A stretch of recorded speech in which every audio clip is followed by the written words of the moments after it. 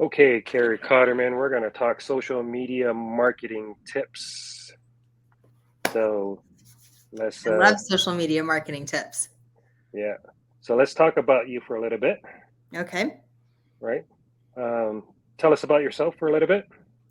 Well, my name is Carrie Cotterman, and I have been doing marketing in some form or another for about 20 years. I am really good at taking someone's story and understanding how to present that via social or a website or a campaign. I think that branding is essential part of marketing. I think data is an essential part of marketing, and I think how those things work together is how you really effectively tell a story. And I am really into marketing and social media. I love to dig in and get into the data and understand the algorithms. I'm a real nerd in that way. Well, let's talk about the data, right? Mhm. It's the data that makes you this social media marketing guru, right? Um, Explain what data is and how that affects social media, like marketing for social media. So, the very first form of marketing was direct marketing. And that started with Montgomery Ward, who created a list of people because they could not reach everyone to come into their store. And so they started mailing them a catalog. And from that, direct marketing and direct mail was born. And it was a prevailing form of marketing until social media really became to the forefront of marketing. But what is so important about data is that you know who your audience is, who your prospective audience is, and just as importantly, who your audience will never be, right? Because you don't want to be spending money, you don't want to be spending time on someone that's never going to buy your product or take an action that you're asking them to take. So, data really underlines every decision that you make. And as you're getting ready to tell a story, you have to know if your story is going to match your audience, right? So, you kind of have to start with your audience to know if you are the right fit with your story. All right. So let's talk about this. What was pretty impressive about what you did was on your, let's see, let's talk about your TikTok. So which one is it? This one. Okay. So I saw you launch your social, and I think this was, what week was this that you got plays in these two videos up here? So, that would have been in week two and a half or three. I think week two, actually, because I first started posting. So I've helped other people post on social media for literally decades. But I personally didn't start posting on social media until December of last year. And I posted my very first post on December 22nd. And within 2 weeks, yeah, I had several videos that had views in the tens of thousands, close to 90,000. And I credit that to researching hashtags, understanding my community. And, I waited to get on social until I had something to say. And I had a community, going back to that idea of data. And I think all of those kind of contribute. So from your point of view, I mean, some people post things and they don't even get views, right? They get like 20 or 35. How did you get this? This is your fourth video on TikTok. What was your strategy and how did you get it into the tens and thousands of plays? So I researched the hashtags and I was sure to, if you'll notice on the description, I TikTok is a little bit different than other social media because it does incorporate an SEO component to your posts. It's not only hashtags. So part of the trick is to have a sentence structure along with hashtags to reach your audience. I did do a little bit of promotion. I did actually $25 worth of promotion just to test out and see how that worked. But I really think it was the time of day. It was the hashtags, and it was knowing and understanding the SEO component that is typical to like Google and other search engine optimization. So expand more about, because you're talking about this sentence, right? Yes. So So what makes this different than other people's sentences on social? So a lot of people think that if you are only posting hashtags that you're going to end up in feeds. And for some platforms that's more likely to be the case than others, but TikTok when they first launched was very heavily focused on hashtags, and then their algorithms are so strong and their algorithms are so good at feeding people the content that they want that they're able to have an enhanced experience without only hashtags. And so within the last 12 to 18 months, they started experimenting with more of an SEO type um, feed population. And I think some of it is to compete a little bit with YouTube. Since YouTube has come out with shorts, I know that there's also a huge push on TikTok right now to get videos that are in the 1 minute range, which is kind of counterintuitive to what we know and what we have learned about TikTok. But I think that they're genuinely trying to compete with YouTube at this point. So videos between a minute and a minute 30 are far more popular than they used to be in the algorithm, and SEO is far more popular than it used to be in the algorithm. So all these videos, that's like 63,000, 48,000, right? Mm-hmm. So did you put like 25 bucks on these? I put $25 on the one that's 68,000, and then in the same day that I did that, I posted the other within the same day of advertising. I posted the same video using the same hashtags to see if it would naturally have a lift, and it did. So that's good to know. Like you Yep. could do a $25 spend, have the same hashtags with other videos right after, posting it right after, and Yep. that could equal to getting that many plays. Yep. And if you'll scroll to the top of my TikTok, I actually posted 5 videos today. These ones that have 200 views, those were just posted probably around 4 p.m., which is about 2.5 hours ago today. And part of the reason why those have already over 200 views is because I posted 6 videos in succession. So the other thing that TikTok likes in their algorithm to push your content is to see that you're a prolific poster. So with TikTok, if you're really trying to grow your audience on TikTok and you're really using TikTok to be kind of one of your prevailing social media networks, you want to be posting 2 to 3 times a day. Really, that much for TikTok, huh? Yep, yep. And if not, at least every day. And I'm talking like if you're really trying to be, an influencer, or you're really trying to grow a business or use TikTok as kind of your prevailing social media network, you do want to be posting really, really regularly. And it's a little bit trickier, right? Because you can't do just photos; it's all video. So that's what they expect. That's what the algorithm likes to see for sure. So I'm just going to pull up our previous guest that was on this show, right? Okay. And he was able to use TikTok to launch his product, right? Hmm.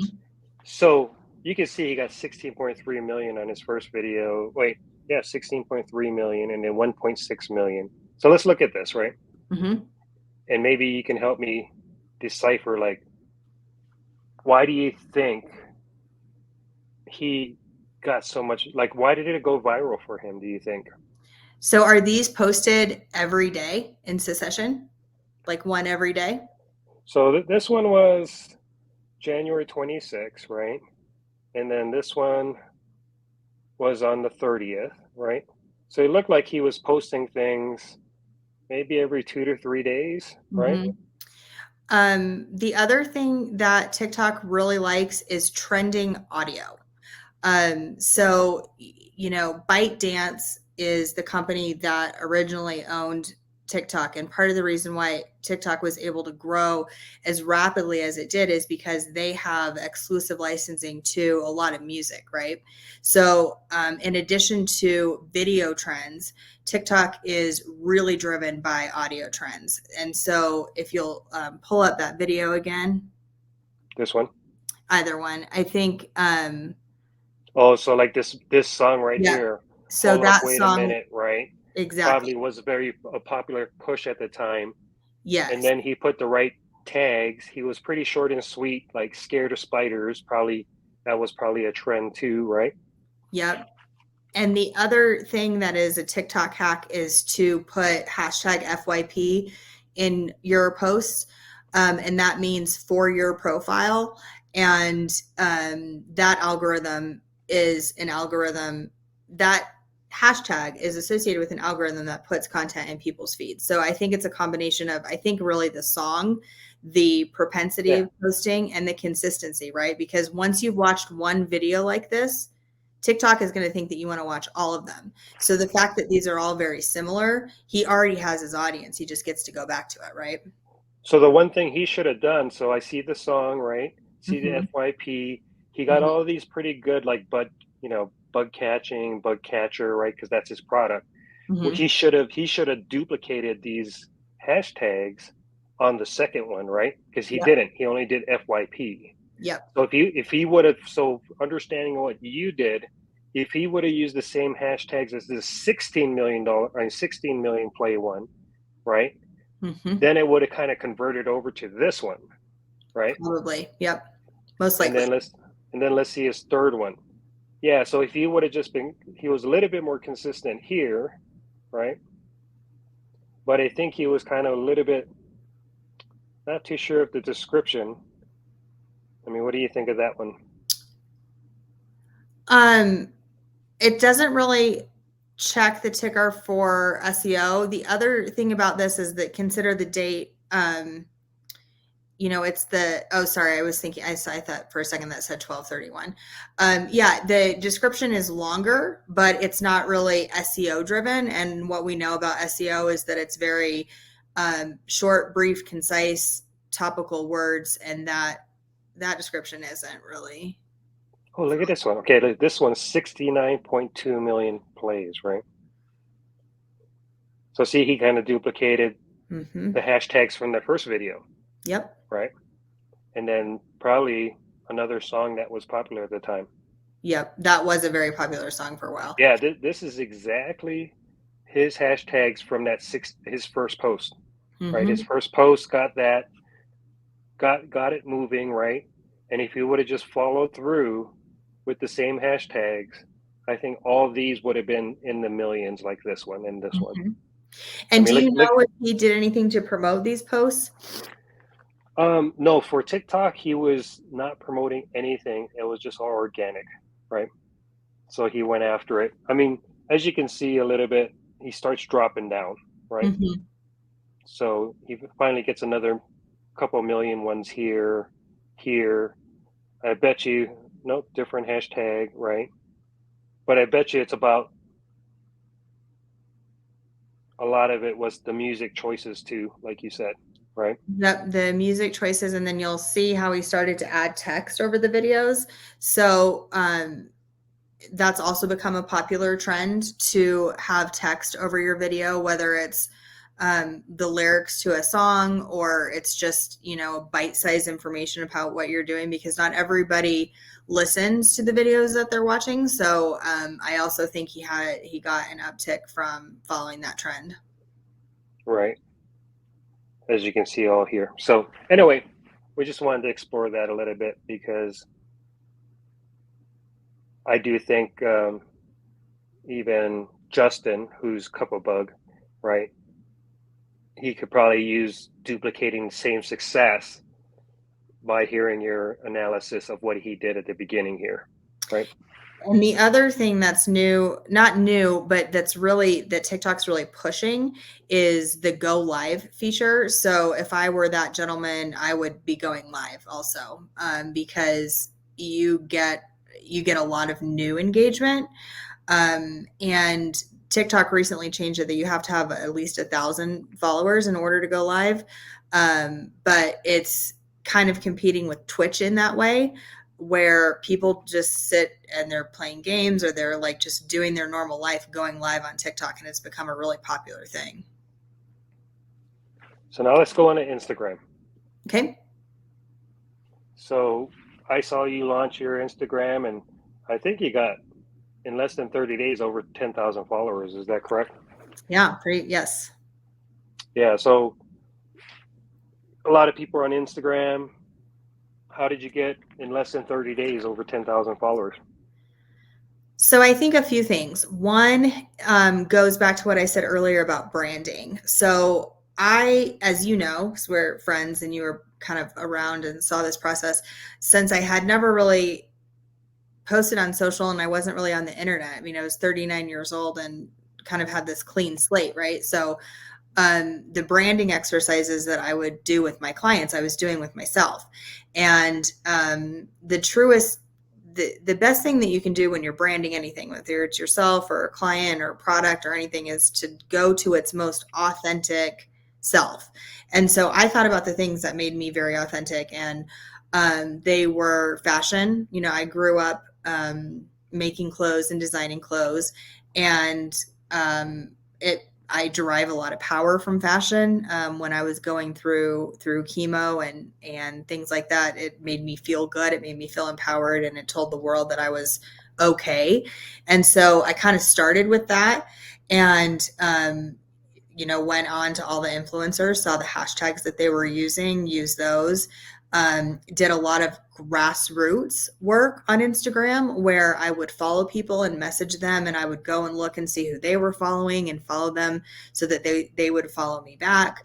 But a lot of it was hashtags and just kind of a grassroots approach and being very authentic to myself so that I could naturally use the hashtags that were most authentic to me. And then I thought also about like what makes me unique, what's part of my story that can reach other people.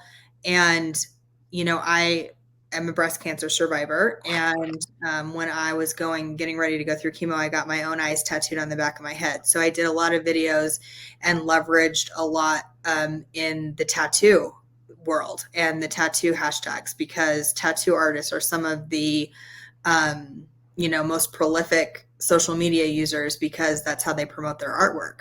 So I, kind of took a step back, thought about my story, thought about the hashtags that it matches, the groups that it matches, and went after them. So how many posts did you do? Let's see. 77 posts and almost 20,000 followers. Yep. So there's 77 on Next Conversation. And I think on my personal one, which I launched at the same time, there's a little over 100. But, I think once you're in the algorithm, once you're using those hashtags and once you're finding those groups to repost your content, you grow organically. And if you stop for a second and look at the pink post and this one? Yeah, the pink post and the one above it.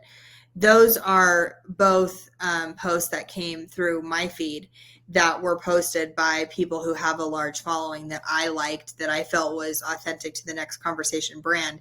So I added them to my story, and then I posted them on my on my profile, and the people that are following that handle are going to see that I did that, right? And so then they're going to see the rest of my content and decide to follow me or not, but it gives me a higher probability. So do you potentially get some of their followers? Yep. Okay. But you don't want to choose something like, you want to choose something that's sort of in your brand, right? Like your brand is kind of fashion, right? Right. Fashion focused. So you're following other people like this person doing fashion. Mm-hmm. Or that have some kind of a a visual that's in line with mine. Like the Next Conversation visual is very colorful and kind of aggressive, and it's it's kind of in your face. So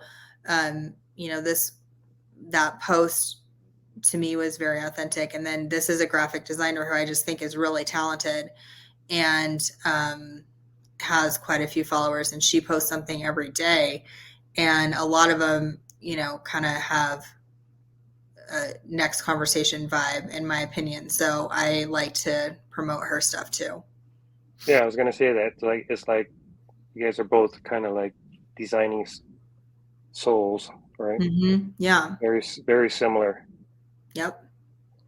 Yeah, because that'd be a good thing to also learn. Like, how do you build your Instagram follower, right? Or your followings.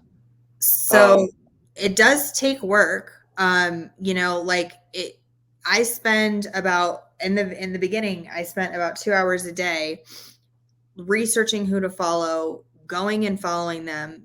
When you follow someone, they're likely to follow you back. And then following hashtags, posting within hashtags, finding groups that were posting within hashtags. So there's platforms and stuff that you can use that can get you subscribers.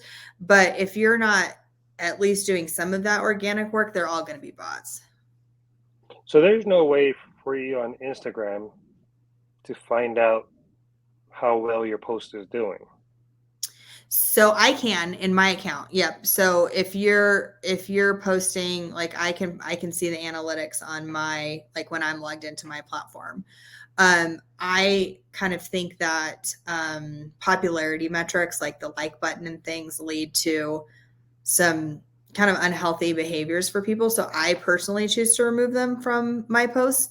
But it's certainly, when I look at it on internally, it helps me gauge whether a post is engaging, right? Just have to comment. This looks like it's from a magazine cover. Oh, is that what it says? No, it just looks like it. Like, look at the whole format. Oh, yeah. Thank you. Looks like kind of like a Vogue, right? Yep.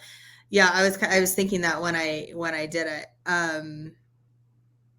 But then you're talking, so it's like the magazine's talking with you. Yep, yep. And those videos are some of the most popular on Instagram right now. Is just the direct to camera, super authentic content. So for next conversation, we do a lot of content driven messaging. And so we just did a video yesterday that was about,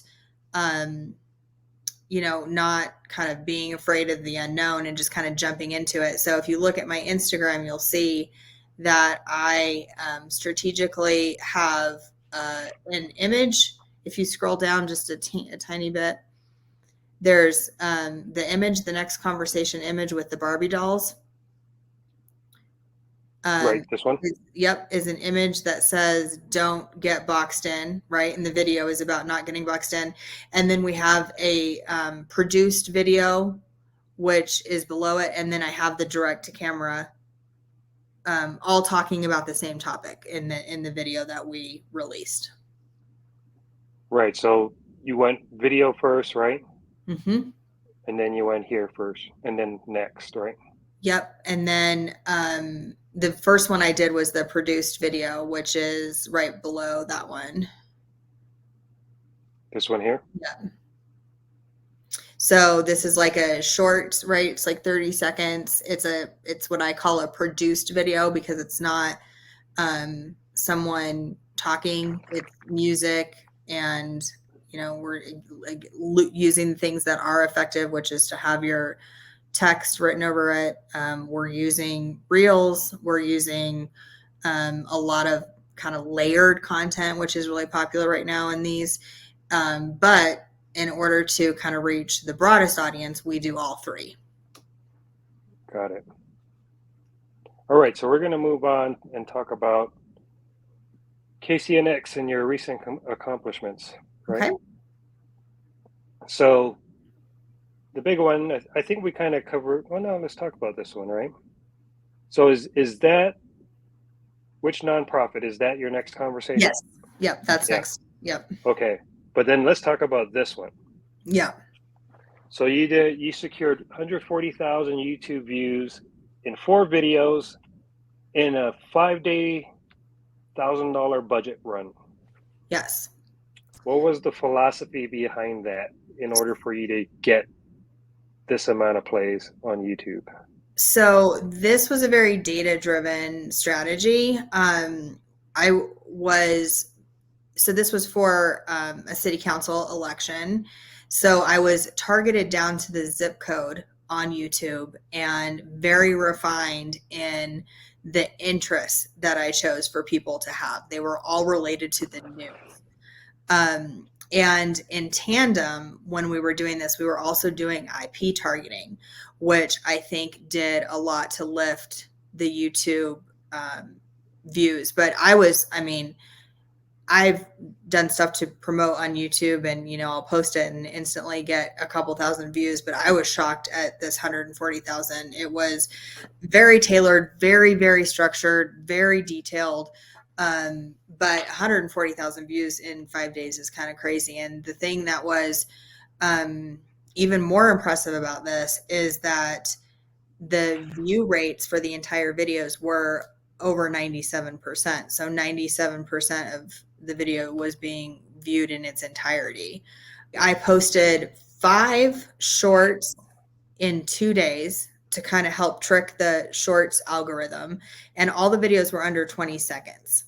So I think that when you're trying to, again, depending upon your goal, because there's advocacy, there's sales, there's information, there's a lot of different ways that people can be marketing. But for acquisition, which is what we were doing for a city council race, like you're trying to acquire voters, you want to be short to the point, and it's really quantity, quantity, quantity. So even if you feel like your 4 videos look very similar, but they're all 15 seconds, like those are good to post.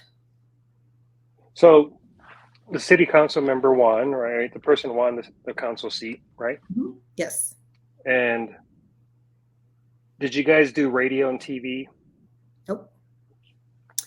We did all social media and IP targeting. We did do some mail, very little. So really the success of her campaign was grassroots and social media online. I think so. Yeah, I think the digital component to the campaign had a lot to do with her success, because our vote goal was around 45,000 and we got around 43,000 votes, which is, I mean, that's kind of unheard of. Yeah. To be within that close of your goal. So let's talk a little bit about your nonprofit next conversation. Okay. Why was it started, and what is the mission moving forward?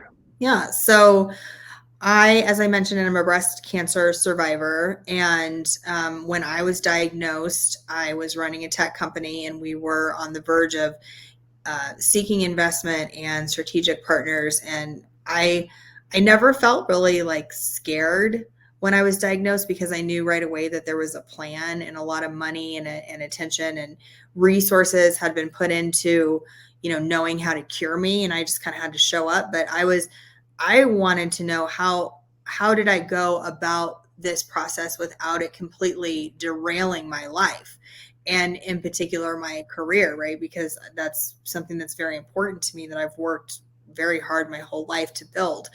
And those questions weren't really being answered in any organization that I could find. And so I created Next Conversation as a way to help people mitigate crisis and maximize opportunity through mentorship in a way that helps to avoid a crisis completely derailing your life, and make sure that you're maximizing every opportunity that comes your way.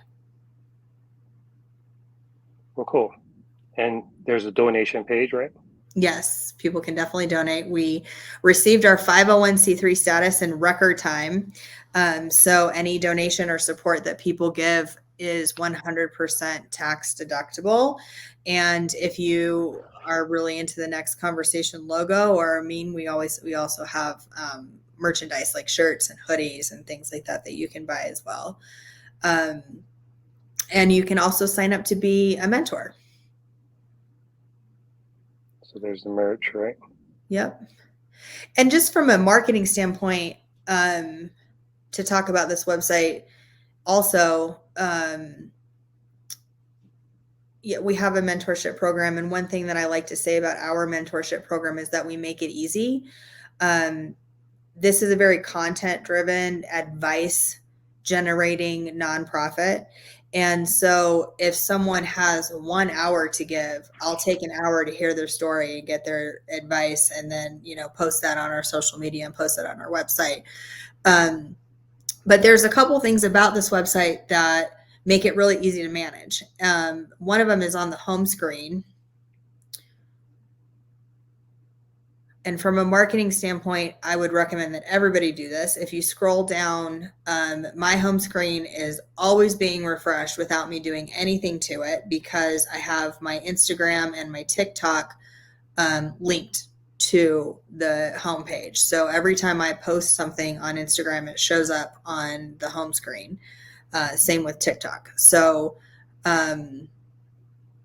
it keeps my website dynamic and prevents me from having to spend a ton of time, constantly updating it. So there's a lot of plugins. This website, I built it on Squarespace, who does have a plugin, but I use Elfsight.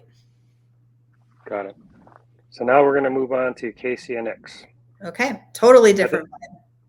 Right. Had to plug your nonprofit, and then we'll move to your for-profit company.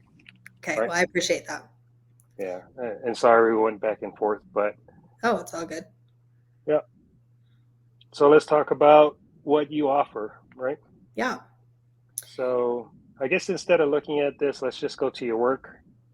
Mm-hmm. And then we can talk about budget. So we're just going to scroll through, see your different imagery here, right? Yeah, so these are visualizations that I used for social media campaigns. And then I have logos on another page. And I pretty much promote my video work on my Instagram. But we offer everything. Marketing is this kind of big gorilla in the room, and somebody says, "Oh, I do marketing." It's like, what does that actually mean? And my answer is, it means something different for different people. So my process is to sit and ask a series of questions to really understand what someone is trying to accomplish, whether it's acquisition, whether it's awareness, whether it's brand management, whether it's crisis management, whatever it is. We work backwards from what it is that they need, and we take the overwhelming kind of out of the marketing process. I think there's so many AI type plugins or websites or apps right now that say they do marketing, but there's a difference between content creation and a true marketing campaign, right? And we do both, right? So if somebody just wants content creation, we can totally do that. But if someone is trying to really grow their brand, then we get in there and have a real conversation about what that means, because it's not just as easy as throwing stuff up on social. You have to know what story you're telling in its entirety before you start telling it. So in a short amount of time, let's just talk about review it, grow it, build it, create it. Right? Yeah. Outsource it. Yeah. So Review It is a complimentary service that we provide to anyone. And that's simply a conversation about what you're currently doing in your marketing plan and what you might want to change. Grow It is kind of in the ad category. So we will help you manage your ad. Let's go back to complimentary, because it's free, right? Yes. So of all the clients you've taken on since I've known you, how long is your Review It session with the potential client? So I try and keep it to 1 2-hour session, or a total of 2 hours, because that's all I personally need to really understand and then offer advice. But in this Review It, we're not we're not providing a written strategy or anything like that. It's simply to say, okay, you're in acquisition mode. This is what we would recommend. And it's to understand in the sales process whether or not it's a good fit to work together. Got it. Now let's go into Grow It, right? Mm-hmm. $150 a month. What kind of time from you does that entail? So this is more of a consultation service. So if someone says, I have $5,000 to spend on Facebook, we'll take a look at what their strategy is. And for $150 per platform, suggest whether that's a good strategy. Or if we want to change it and get more involved, then we would go into the build it phase. Okay, so let's move on to build it. Yep, that's websites, and it should be more expansive than that, because I think Build It is also part of building the overall plan, which is kind of outsourcing it. But yeah, we build websites, and a lot of people think that websites are kind of outdated and unnecessary, but the goal of all social media is to acquire that email address. And if you don't have a landing page or something dynamic in a website to do that, then you're having a one-way communication with people constantly on social, and you're never going to engage them beyond that. And it's really difficult to get someone to take the action that you want them to take only on social. It's far more likely to happen through an email campaign. So basically what you're trying to do is you build a website with a landing page where you can capture emails or people, kind of like what you did here. Yep. You actually got a link tree, right? Which actually takes people to website, donation page, merch. Yep. Linktree is awesome. Anyone who has Instagram should have a Linktree. It's free. They have a paid process. They do have a paid aspect to it, but it's mostly free, and you can have as many links in your bio through it, rather than Instagram only allows you to have one website. Oh wait, the one thing I want to talk about is, so you actually was on a local news, right? I was, yes. So is that something they reached out to you, or somebody reached out in your behalf, or did they come to you? So I was featured because June 4th was Cancer Survivor Day. And my cancer center that I went to has been very supportive of the efforts for Next Conversation.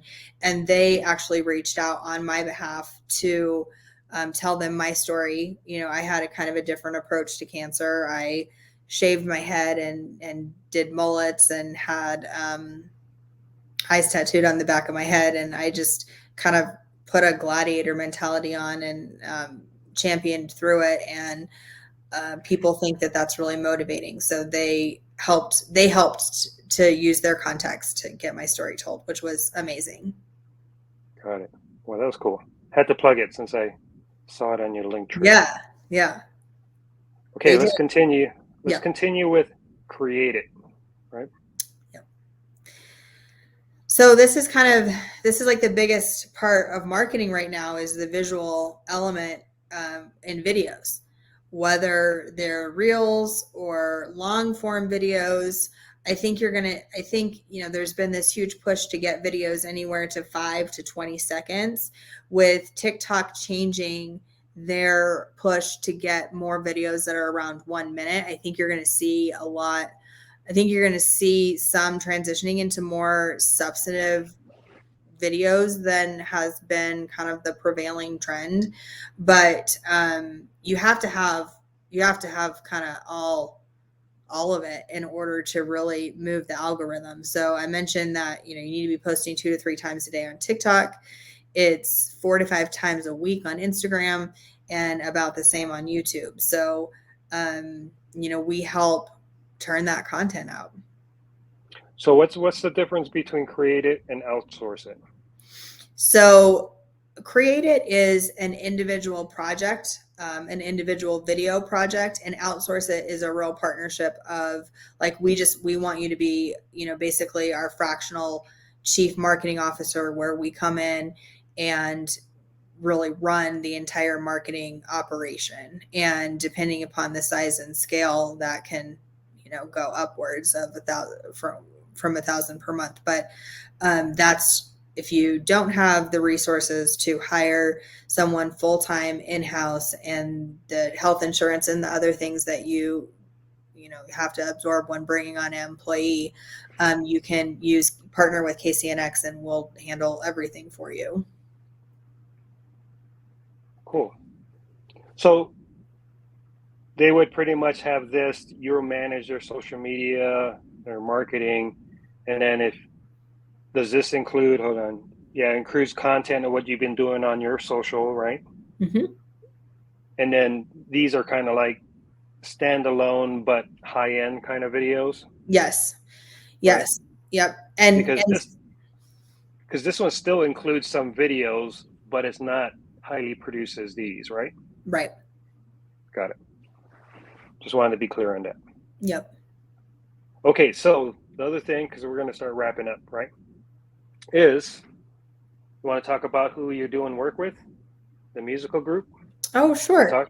Can we talk about that? Yeah, absolutely. So I am the chief marketing officer for Odyssey Records, which is an independent record label that is founded by Stevie Stone, who is a rap artist, and there's 9 other artists on the label, and it has been such a joy to go on board and work there.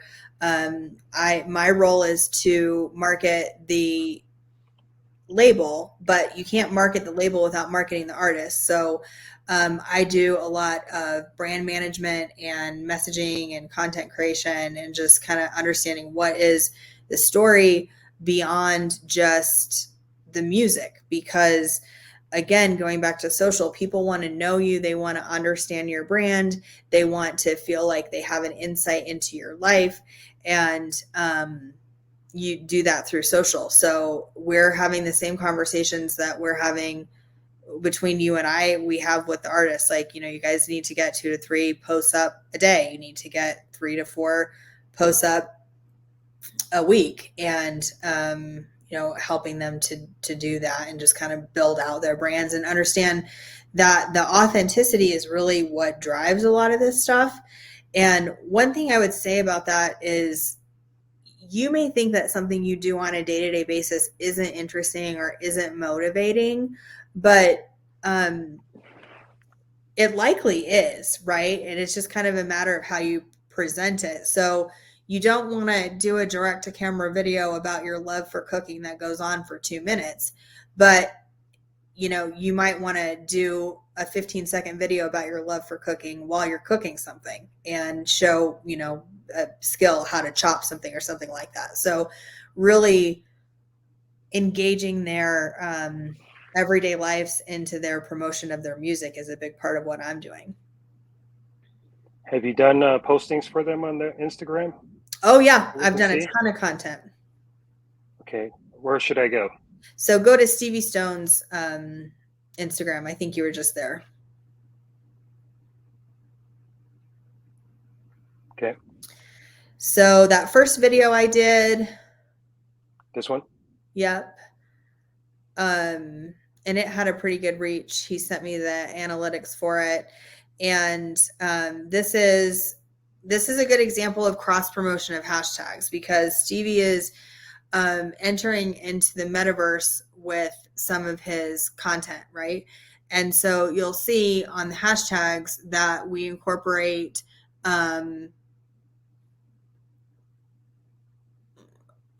I guess he didn't do it on that one, but usually they say gaming, metaverse, we're Oculus, right? We're engaging beyond just the typical hashtags that we would normally use. This isn't my content. If you scroll down, the red video is my content. This one? Mm-hmm. Oh, I think you're on Odysseys. Oh yeah, not Stevie Stone. Yeah, so if you go to Stevie Stone's, that's why I'm like, why are these numbers so low?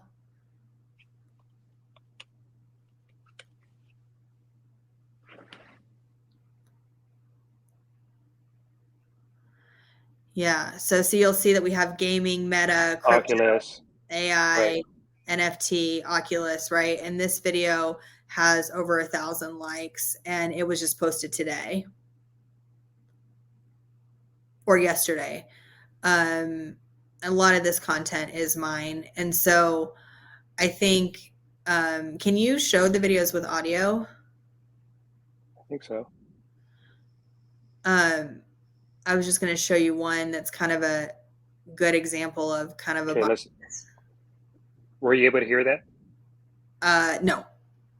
Yeah, I'll have to work out that bug because I could hear it on my end, but I couldn't get it from yours. So but it'll be in the thing.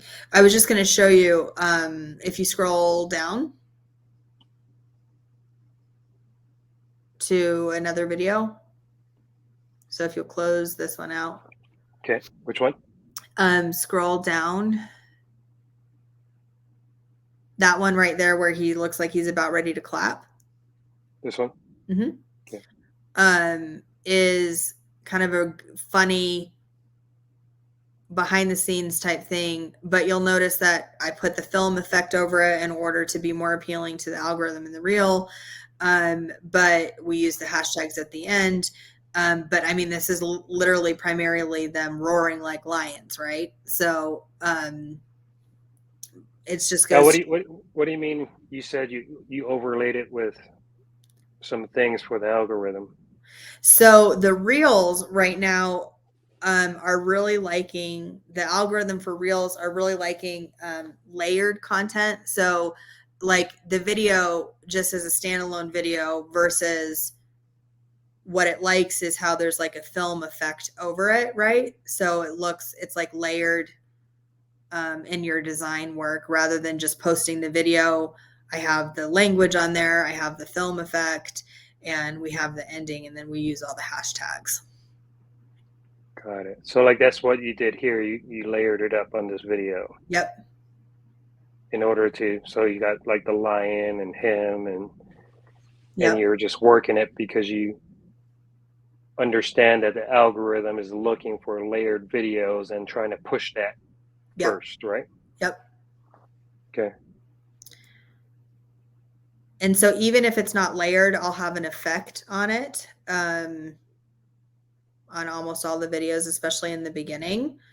And this one was kind of cool too, because, you know, Stevie's big thing is lions. And so we have the lions all through it while he's kind of recording in the metaverse. And then when he comes out of it, the lions are gone. So, you know, just kind of like nuanced things like that you're also giving to the people who are actually really watching the content because they're huge fans of Stevie Stone, right? So you kind of got to be considerate of that also.